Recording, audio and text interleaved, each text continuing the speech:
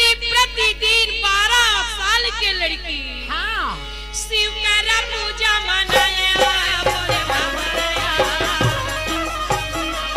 यहीरमती शिव का पूजा मनाया बोले बाबा निशा दीने दीदी पूजा करे ताई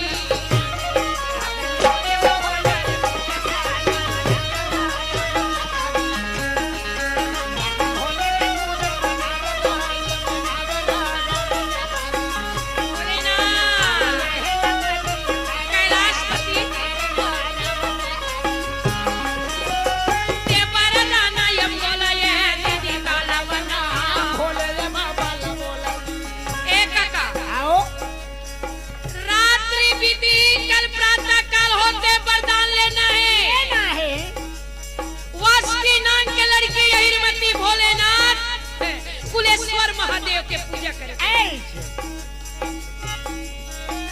बैठे कैलाश में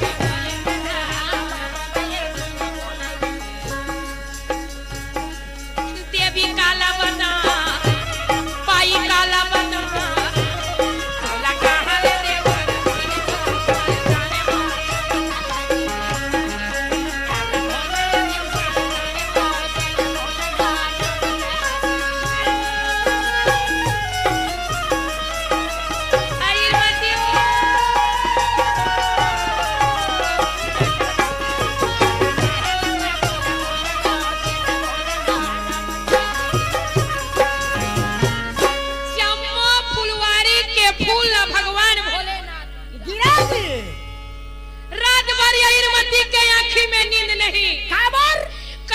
शंकर जी से वरदान अच्छा 4 बजे रात के यहीरमती उठ गए अब फूल तोड़े के टुकनी लधारे और फुलवारी में जाके चारों मुड़ा लग घूम के देखे हाँ दादा ये खाना फूलेगा नहीं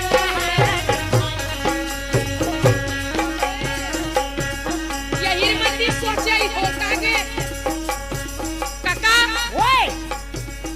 एक ठन फूल नहीं है अरे नहीं है बिना फूले के कैसे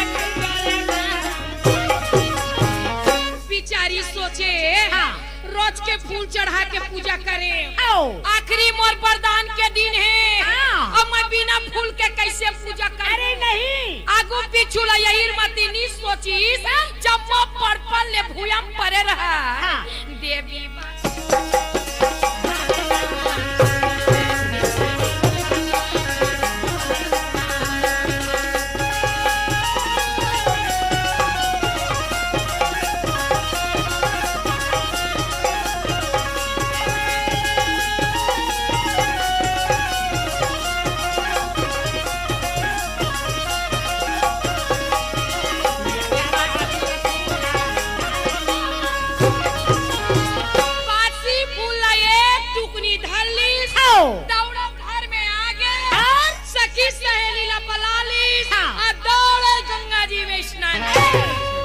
यहीरमती गंगा नहा के ताम के पात्र में भोलेनाथ में जल चढ़ाए खाओ भाई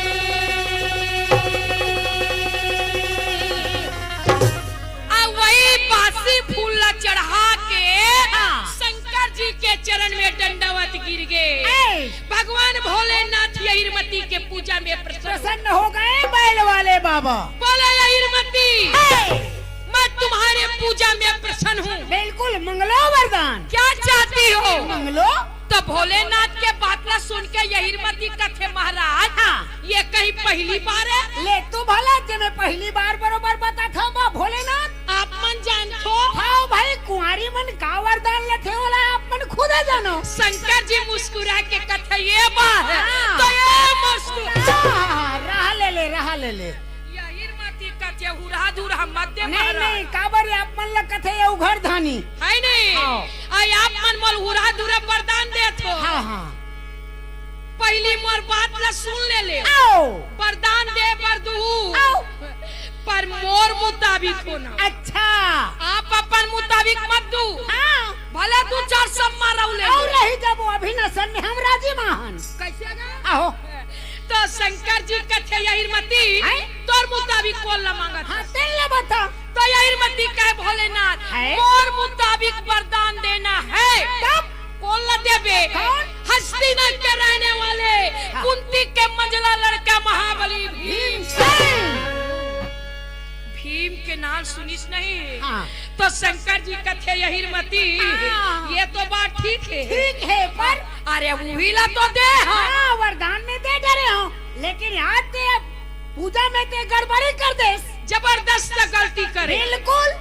तो यहीरमती कहे का गलती तेल ले बताओ अरे 12 महीना मोर पूजा करे आओ प्रतिदिन स्वच्छ ताजा ताजा फूल चढ़ाए और आखिरी वरदान के दिन में बासी ये फूले वो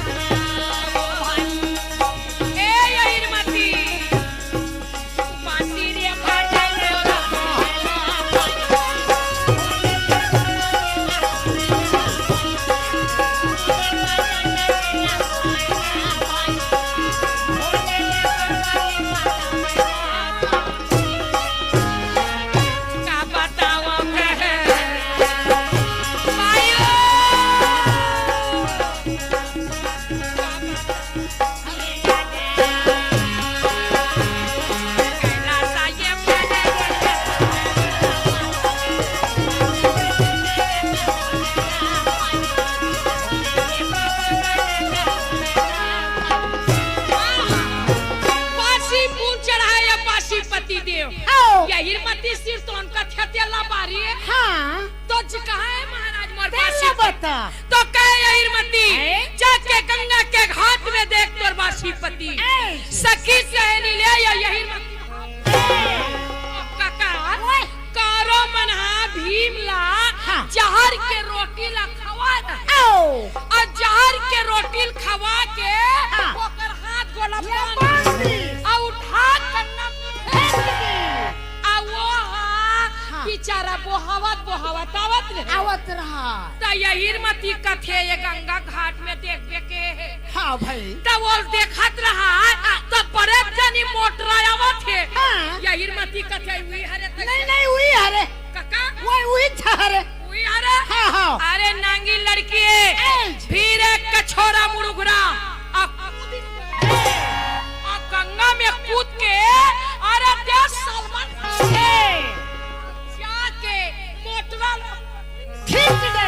खींचत पानी अरे रस्सी के बंधना हाथ गोला अब काट के यहीरमती रोए लगी सावन में बिजली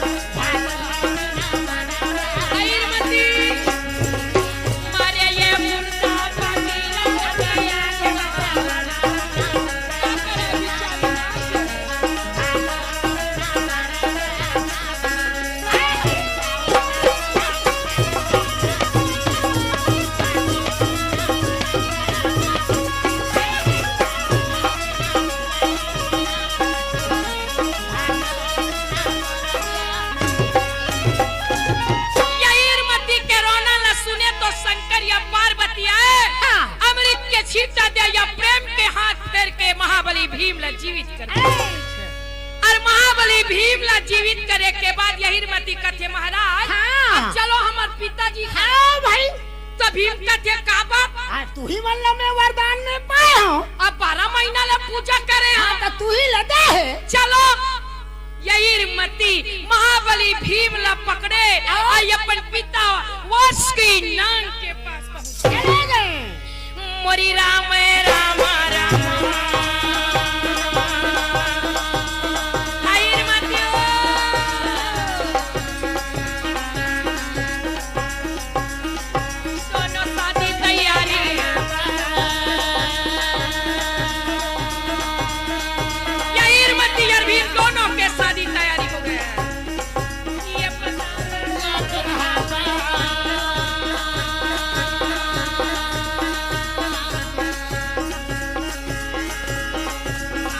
अनोखा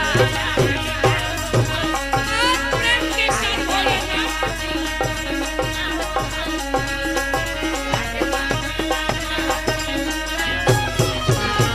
ये हीरमती और भीम दोनों के पाताल लोक में शादी होने लगी। आओ भाई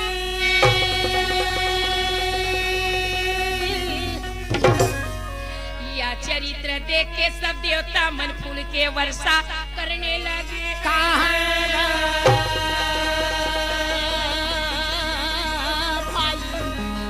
बोलो वृंदावन बिहारी लाल की।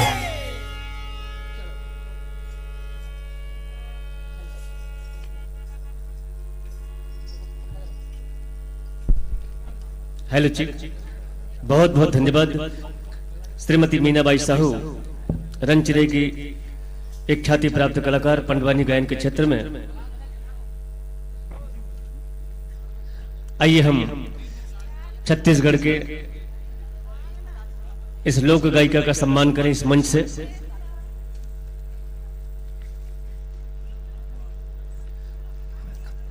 स्मृति चिन्ह और प्रशस्ति पत्र से सम्मानित करने के लिए इस मंच पर मैं सादर आमंत्रित करता हूं श्रीमती मीरा मालवी,